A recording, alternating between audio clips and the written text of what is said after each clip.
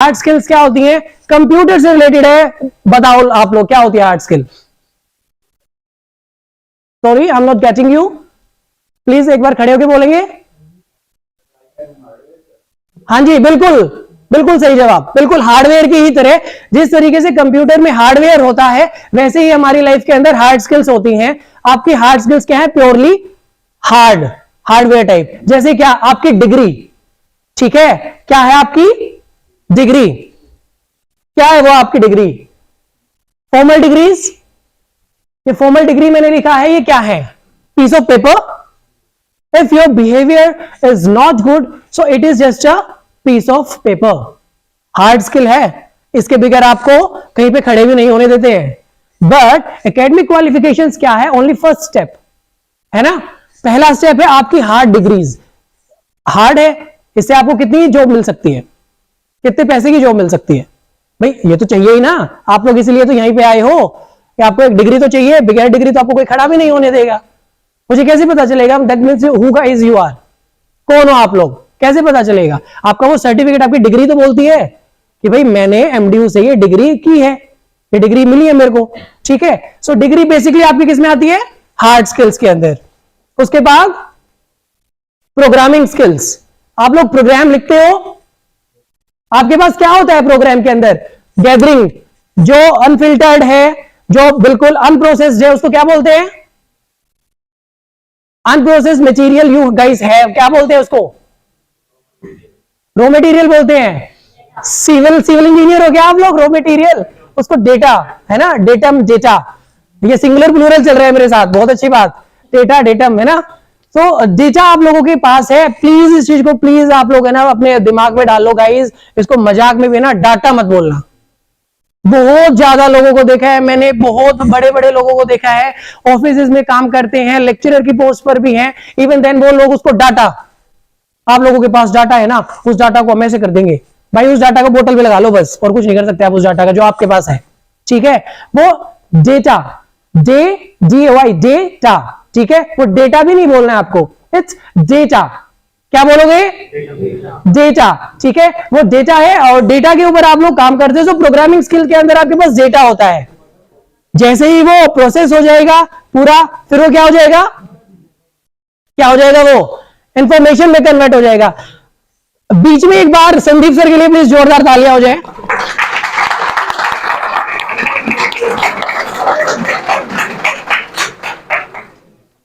क्योंकि मैं आप लोगों को बताना चाहता हूं, मैं जो अभी बोल रहा हूं ना, वो यहां पे जितने भी स्टाफ मेंबर प्रेजेंट हैं उनमें संदीप सर का सबसे बड़ा मेजर रोल है। जो मैं आप यहां पे खड़ा होकर इतने कंफर्टेबली बोल रहा हूं, मैं बिल्कुल आराम से एंजॉय, पूरा एंजॉय कर रहा हूं। पता है कैसे? संदीप सर के अंदर एक क्वालिटी मेरे को जो बहुत अच्छी लगी, एक तो उनको है ना आइडेंटिफाई कर लेते हैं वो बहुत ही जल्दी से।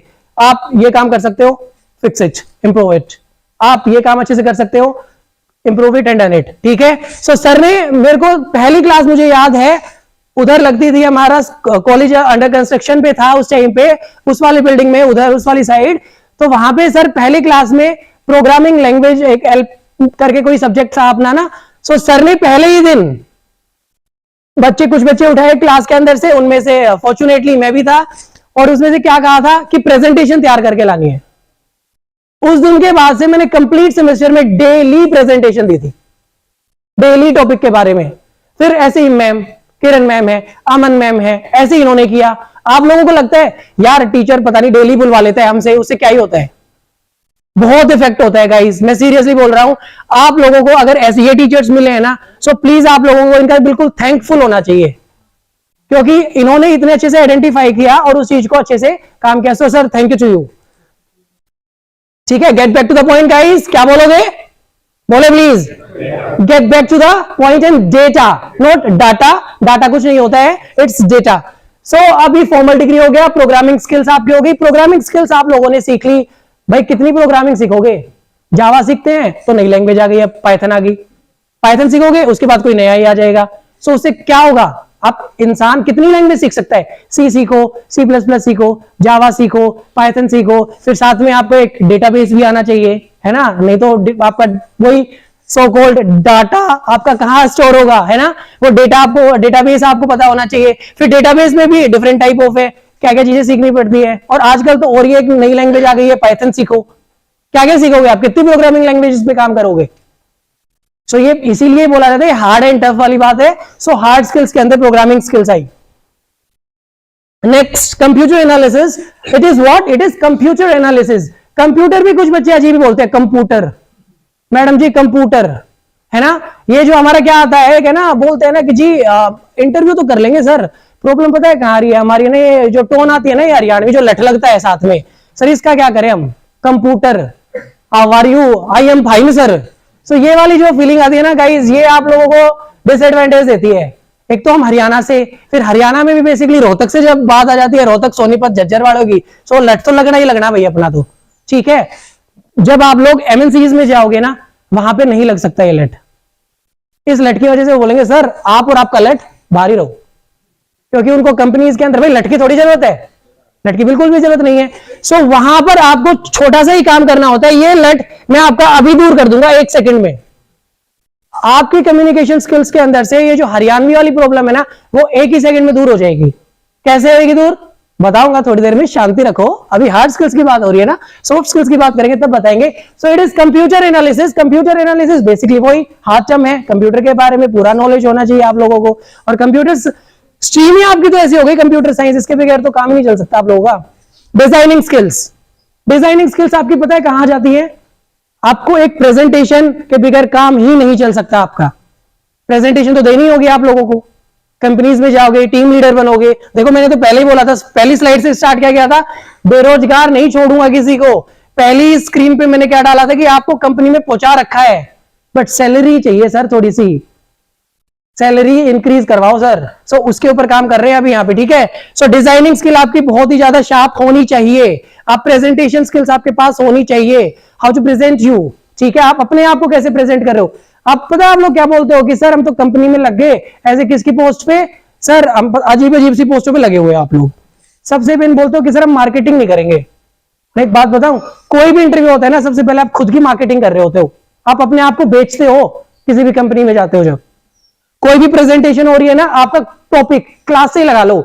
आज वाइवा किस किस ने दिया है, अभी किसी ने भी नहीं दिया, रिटर्न हुआ है अभी। चलो थोड़ी देर के बाद अपना वाइवा दोगे। सो वहां पर भी जब वाइवा दोगे ना, अपनी नॉलेज को, खुद को आप क्या कर रहे हो, एक किस्म से सेल आउट कर रहे हो कि सामने वाले को पसंद आ जाए और आंसर भी आपका ठीक लगे और आपके नंबर भी सुनहरे लग जाए। काली शाही से, है ना, काली शाही से बहुत पावर होती है भाई लेक्चरर्स के पास, सबसे ज्यादा खतरनाक होते हैं इनके पास, पावर बहुत होती है पेन में। नेक्स्ट आती है आपकी जो मैथमेटिकल एनालिसिस है।